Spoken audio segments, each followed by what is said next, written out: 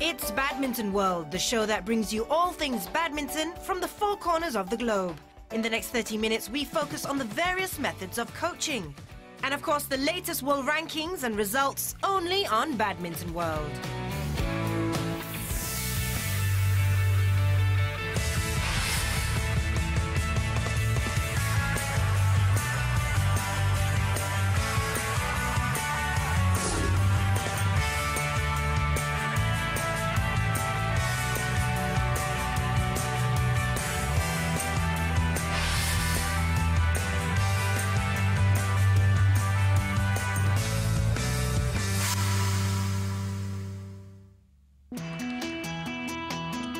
Speed, power and agility, these three aspects are virtually a must in disciplines that require physical presence, badminton included. If Korea is more focused on respect and discipline, Denmark is more professional in thinking while encouraging freedom of expression. The South Asians seem to adopt a laid-back approach with a certain degree of success. We take a look at the coaching methods of various countries, beginning with Malaysia. A proud symbol of Malaysian badminton is Lee Chong Wei. The two-time Olympic Games silver medalist is a product of a system that combined local expertise with that of foreign coaches including Indra Gunawan, Morten Frost Hansen, Park Ju-bong, Lee Mao, Hendrawan and Rexy Manaiki in recent times.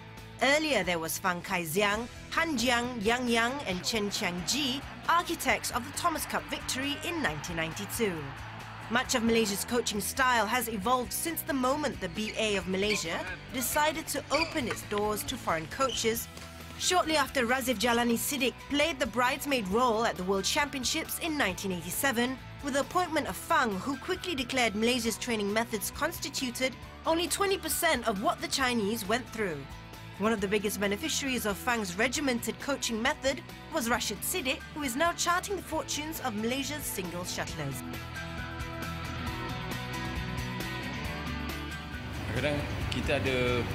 We have our own opinions, and they have theirs. Like the Europeans, for example, they have their own style. As for Malaysia, we focus more on skills and power. For singles coach Tae Soo Bok, who took charge of Lee Chong Wei in early 2012, there has been considerable changes in developing the physical side of things. In the final analysis, it's all about creating the right balance. For me, especially in Malaysia, our coaching method focuses on the overall. Maybe in China, they focus more on skills. In Indonesia, they focus on their physical strength. But for Malaysia, it's different. We will focus on both. We will try to balance it out. This is Malaysia's traditional training method. So, we emphasize on skills and physical strength. Malaysia's elite shuttlers enjoy the best of both worlds, with the technical staff working closely with the support group such as experts in physical conditioning. But for the last few years, there have been changes. Why? When it's physical strength, we will leave it to the experts like the ISN, MSN, they will handle it. Before, the coaches have to take care of all, but now it's slightly different. But we will still try to balance it out. But for any coach tasked to nurture talent, the basic requirement is skill. There are a lot of aspects. Firstly, the player must have good skills. When you have good skills, we will absorb it to his physical strength, his power of play. Lastly, we will include stamina so that he will be able to remain longer on court. Talent allied with hard work will determine how far a shuttler can make inroads into global supremacy. In this instance, every country shares the same philosophy.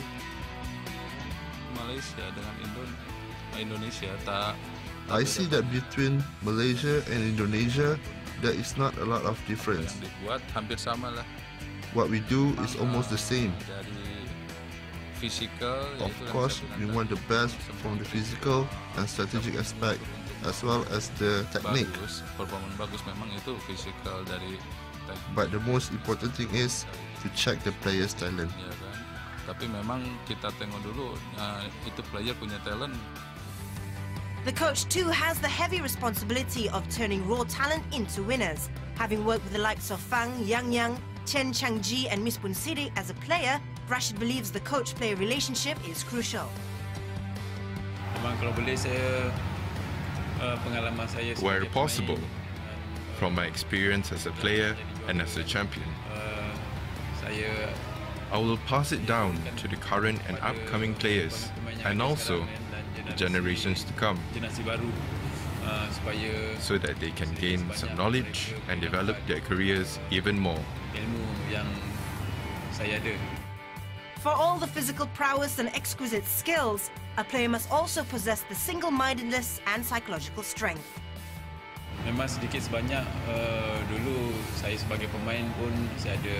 When I was a player, dan I did learn about psychology, macam saya sekarang and as a coach now, I encourage my players to learn from that aspect as well, untuk, so that they can learn to gain confidence when they are on the court facing their opponents. Pengetahuan tentang bagaimana nak meyakinkan diri bila berada di gelanggang dan melawan opponent kan. Kalau fizikal juga dia strong. If he is physically strong, automatically his mental strength would improve. Most players, when they are tired, they will think, I cannot go on anymore. I'm tired. I can't afford to continue. I dah penat lah. So basic mental strength is very important. Basic How to accomplish that? When he has physical strength, he can achieve that. Physical dan power tu semua tu. Training is designed in such a way to get the best out of the shuttler. Macam kita boleh desain training jadi dia boleh tahan at least on court. During Kita training, boleh we can design masa training kalau methods satu to suit each player. ya kan. Nah, kita boleh buat di training, kita desain dia boleh We can tahan gauge berapa during a game ya kan. Memang how long a player can kita last. tengok pun dia quality dia punya training. Sometimes we set the target for 100%, but the player can only focus enough to reach 90%. Nah, mungkin kita bisa That is actually good enough. buat quality 90% itu pun sudah oke lah. Badminton. No sport comes close. The first European to bag the Olympic gold medal has been granted the opportunity to bring the sport of badminton to greater heights. 47-year-old Paul-Eric Hoyer, who won the men's singles at the Atlanta Olympics in 1996, succeeds Korea's Kang Yong-jung as the president of the BWF, following the governing body's election in Kuala Lumpur on May 18th. Hoyer is the 19th president of the world body and the third Dane to be elected into badminton's top position. Of course, you are happy. You are also relieved. It's been a long battle, and having the result now is giving me, of course, a great pleasure. But also, bear in mind that I also feel a bit kind of sorry because it's a battle between two people, and I cherish Justian very much. So the respect for that situation as well, you also have to have. While giving due credit to the foundation laid down by his predecessors, Hoyer promises to effect changes and preserve badminton's place among the world's elite beyond the Olympic Games in Rio de Janeiro in 2016. Well, I mean, it's follow the line that has been written already. There will be changings, of course there will.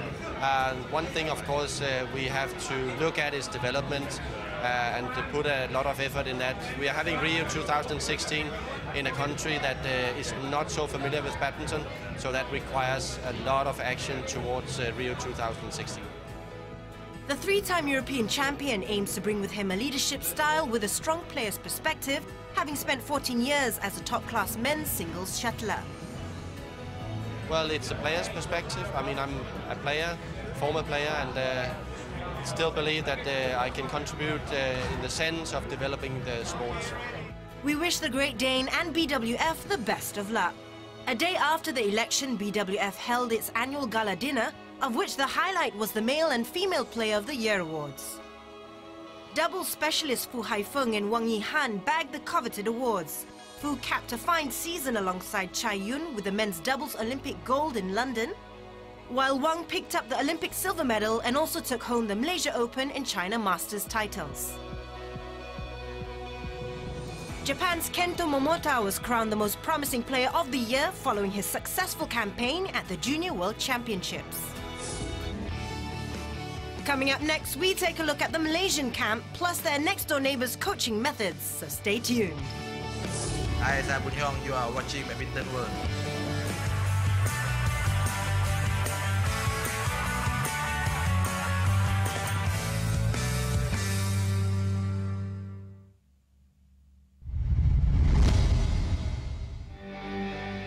Welcome back to Badminton World.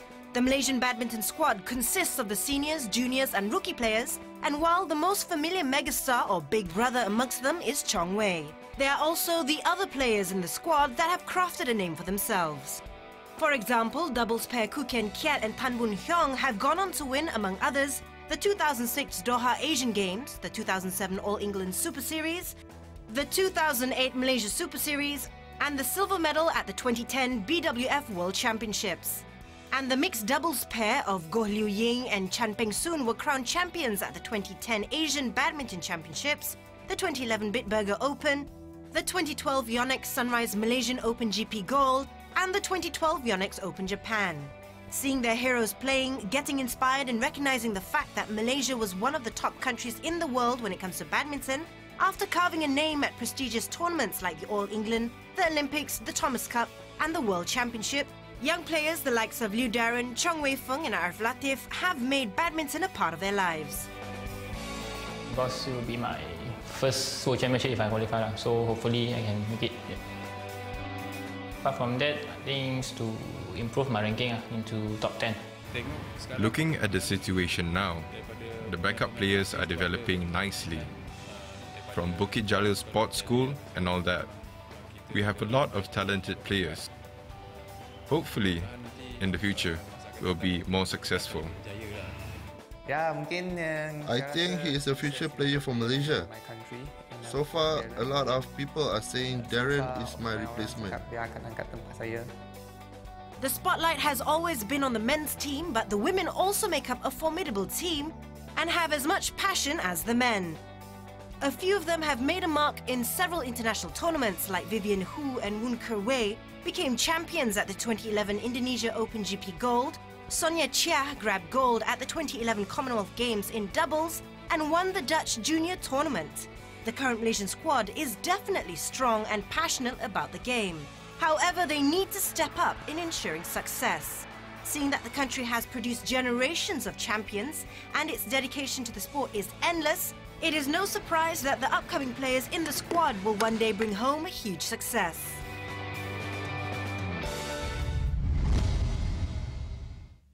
Regional supremacy at the Southeast Asian level is the province of two nations, Malaysia and Indonesia.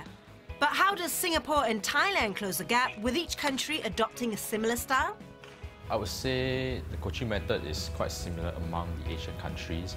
The main difference will be what we are focusing on at that point of time. Let's say there's a period of time when there's no competition, so we'll be focusing more on their physical fitness, we build on their strength, power, etc. Yeah, so when and also we also work on their techniques. And when it's approaching competition, so we are more specific, as in we'll work on their match play, work on their strategy. Coaching technique is designed to suit individual needs. Of course, we have some techniques that we want the players to have, but because each player is different, their strengths are different. So for example, if one of my players is very strong in attacking, of course we'll just maintain his attacking skills, techniques, while we work on his defense, those soft skills like control skills. How does the European method compare with the Asian style? For Europeans, generally they are physically stronger than Asians. You can see the build that they have. So I think that's why they focus more on strokes and techniques rather than physical fitness. Despite being a small nation, the badminton scene in Singapore gives a reason for optimism. I would say it's very vibrant. A lot of young kids are playing badminton. Yeah, and in schools as well, social as well. And in fact, based on the last survey that our Sports Council has done, it's the 5th most popular sports in Singapore. If you ask the Thais, they would say variety is the spice of life. Subscribing to that belief, the rising stars of Thailand seem to apply a variety of tactics to their game, as their coach can testify. I think the training method, every country, I think almost the same. But in my my technique, I try to put more tactic for the player. You have to play like a variety in your game, and you play because your opponent is every time you change. You have to change your game to beat them. You cannot play the same every time, but you coach. You also have to see what your player style and what the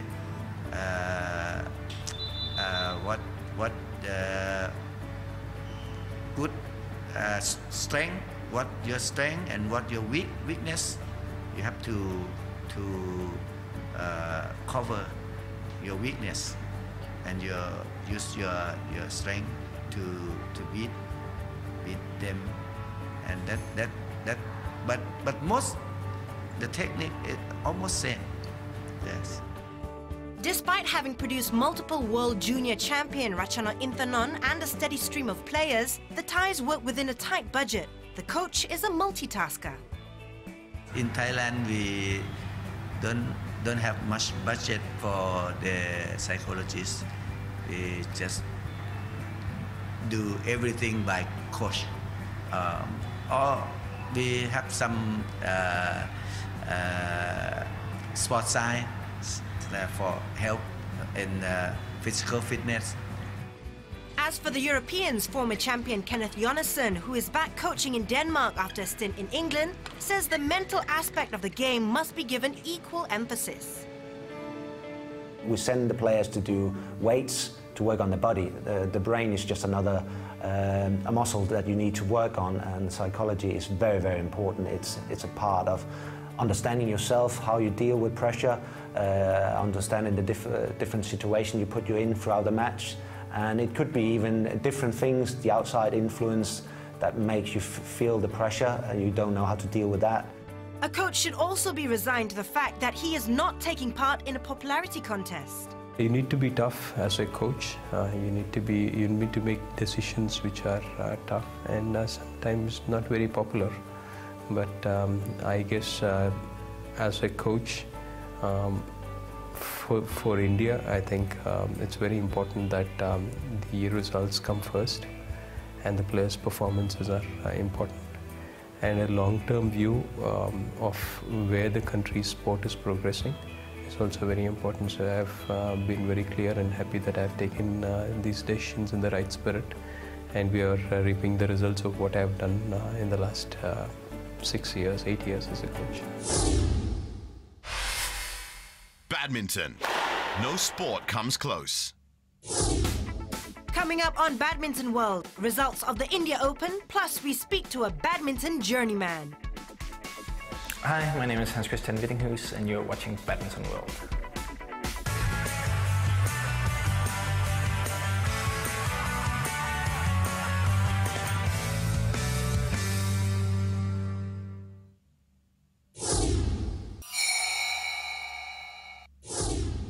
Welcome back. The Yonex Sunrise India Open is the fourth leg of the OSIM BWF World Super Series that took place from the 23rd to the 28th of April. Malaysia's #1 shuttler Lee Chong-wei added to his record haul when he defeated Japan's Kenichi Tago after a close tussle. Thailand's protégé Rachana Intanon secured her first Super Series title with a win over world #4 Julian Schenk of Germany, while Tontowi Ahmad and Liliana Natsir of Indonesia claimed the mixed doubles title by beating the Korean duo of Sung Hyun Ko and Haona Kim. The women's doubles honor went to the Japanese pair of Miyuki Maeda and Satoko Suetsuna, who came from behind to beat Denmark's Christina Peterson and Camilla Ritter-Juhl. China's Liu Ziulong and Chu Zihan emerged the men's doubles champion with a win over Korea's Ko Sun-hyung and Lee Yong-dae.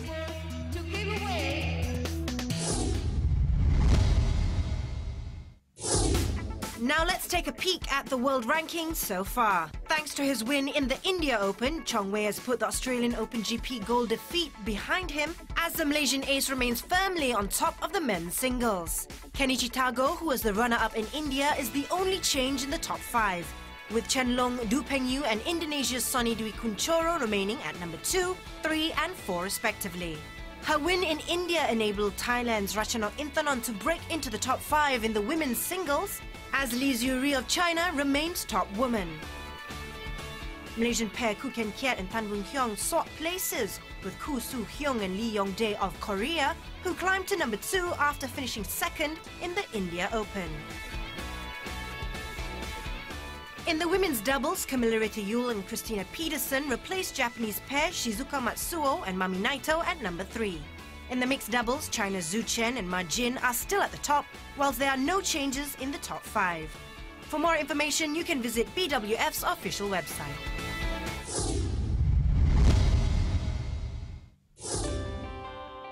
This month we break from convention as we highlight an individual who has made a difference in badminton. He is a figure that's become very familiar to virtually every badminton enthusiast all over the world. Badminton journeyman Rafael Sachetat, known to players and officials alike as a photojournalist. Based in France, Sachetat is the brains behind Solibad, Badminton Without Borders, a charity organization established in 2009 that aims to raise funds through the badminton community. I was touring the badminton circuit for about 10 years, so I got to know a lot of the top players, and some of them became some good friends. And when I talked to them about the project, they knew me, of course. They knew that I had a background within the charity organizations, and so they were quite happy to help. Sachetat has managed to pull a group of players together as Solibad ambassadors. Very early on, Taufik Hidayat joined us, and he said he was really happy and honored to be part of this. Peter Gedde, he was already on board from the very beginning, and he became the special ambassador for us, a global ambassador as well as Pyongyang. And then we had other names like Lee Yong-dae, who's a superstar in Korea and in the rest of the world, who joined Nathan Robertson from England, Saina Newell from India, and there are so many others from the badminton countries and non-badminton countries. In 2010, Solibad organized a flash mob involving 10 cities in France. It became such a hit that it started spreading globally. Last year, 100 cities around the world participated in a flash mob performed on the same day in front of iconic monuments.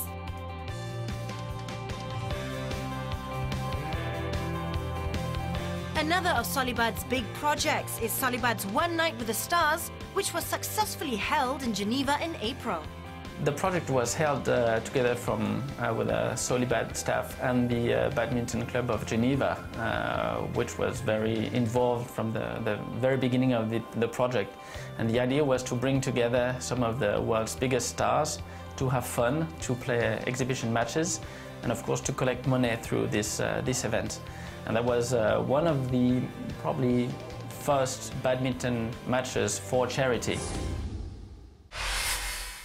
Badminton. No sport comes close. The pick of the events in June are Jarum Indonesian Open on June 10th to 16th at the famous Istora Senayan in Jakarta, to be followed by the Li Ning Singapore Open on June 18th to June 23rd at the Singapore Indoor Stadium. That's all the time we have for you this month, with the exception of this month's selected Super Series moment. Don't forget, if you have a favorite Super Series moment of your own, send it over to badmintonworld@totalsportsasia.com. As we say goodbye, don't forget, we'll be back with more news, profiles and interviews. But in the meantime, it's farewell for now from Badminton World. It's the world we know.